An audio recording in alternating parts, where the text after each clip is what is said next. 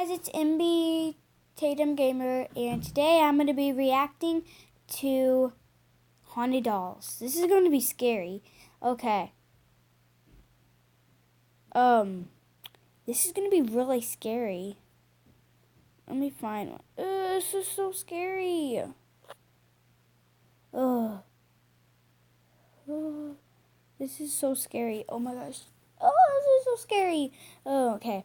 These pictures are just... Oh. Let's do this one.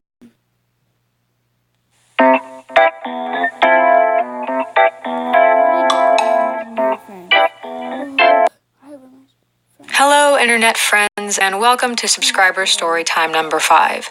Before we get started, I just want to bring your attention to something.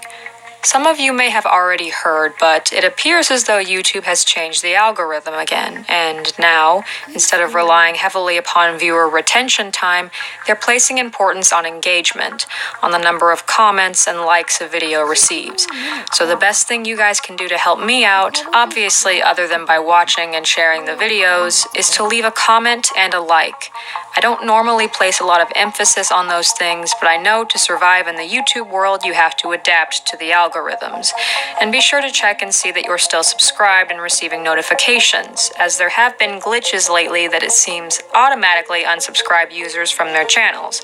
To receive notifications, click on the bell next to the subscribe button. If you already received notifications, the bell will look like this.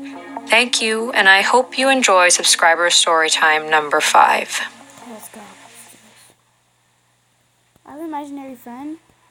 When I was a kid, my parents got divorced, and afterwards, each of them seemed to have a new house or apartment every year. One particular house of my mother's, which we lived in when I was about 11, seemed rather unremarkable. Just a little 3-bedroom ranch. Well, we thought it was 3 bedrooms when we first rented it. Turns out it actually had 5 bedrooms, the 3 upstairs and 2 in the basement that had been hidden behind poorly secured sheets of drywall. I'm gonna do this downstairs because I'm doing my video now downstairs because it's getting scary. I'm reacting to haunted doll stories and imaginary friends, which I have an imaginary friend. Oh, dang it. That's why I'm doing it down here. Okay, let's get back. Being the inquisitive people that we were, we carefully took the drywall down to peek inside, finding tons of boxes.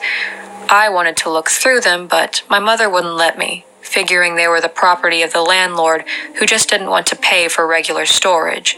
And then my mother sealed the rooms back up. As kids do, I moved on, much more entertained by the park across the street.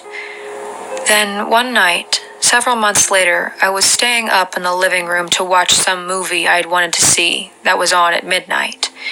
It was about 10 o'clock, and I was the only one still up, my mother and little sister having gone to bed, and I was surfing the channels for something to watch until my movie came on. I was sitting up in the middle of the couch bed, remote in hand, and I very specifically remember glancing at the clock and seeing that it read 10:16 p.m. Then, what felt like a minute later, I glanced at the clock again, and it suddenly read 3:24 a.m. I was still sitting in the middle of the bed, still holding the remote. At first, I thought it was a glitch with the TV guide, but when I checked the clock on the oven behind me, it also read 3:24 a.m. Not only that, but when I surfed through the guide for the movie I'd wanted to watch, it was long gone. Rather unsettled, I went to bed, telling myself I had just fallen. Okay, so I do have an imaginary friend. So this is about haunted dolls' imaginary friend. So this is going to be scary. To have an imaginary friend.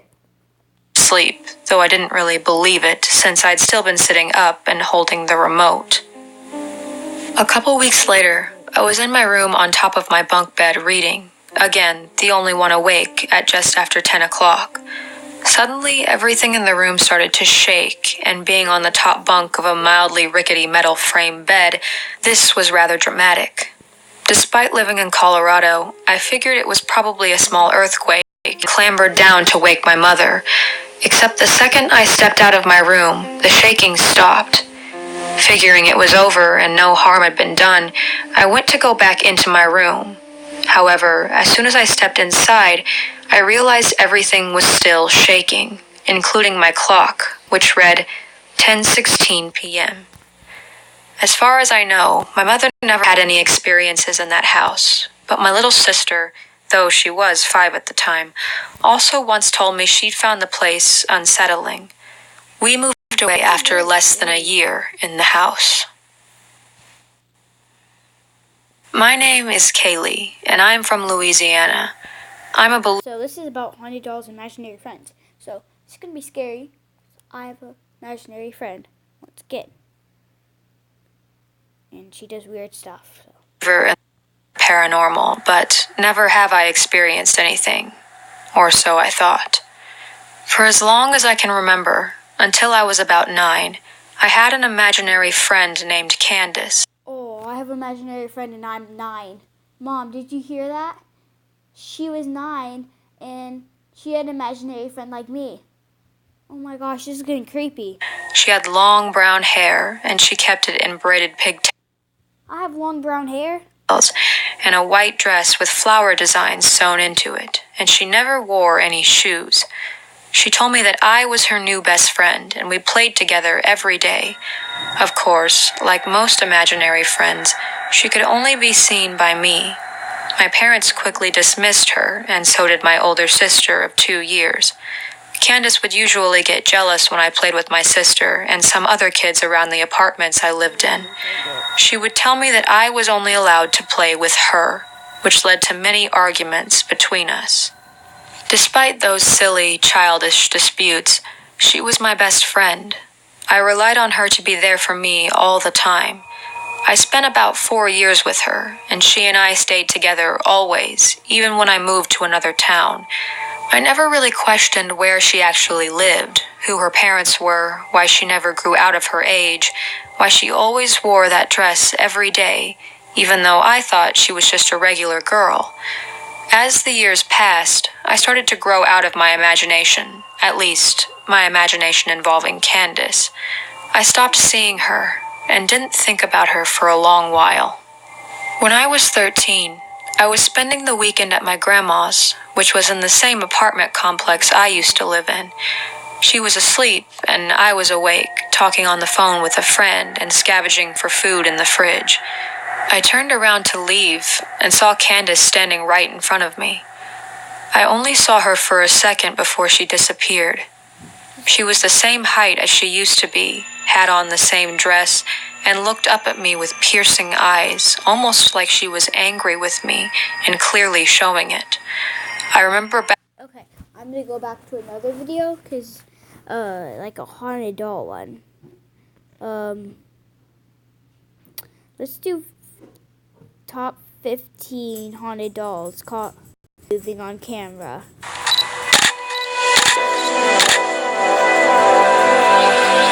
What it is. Okay, let's get to it.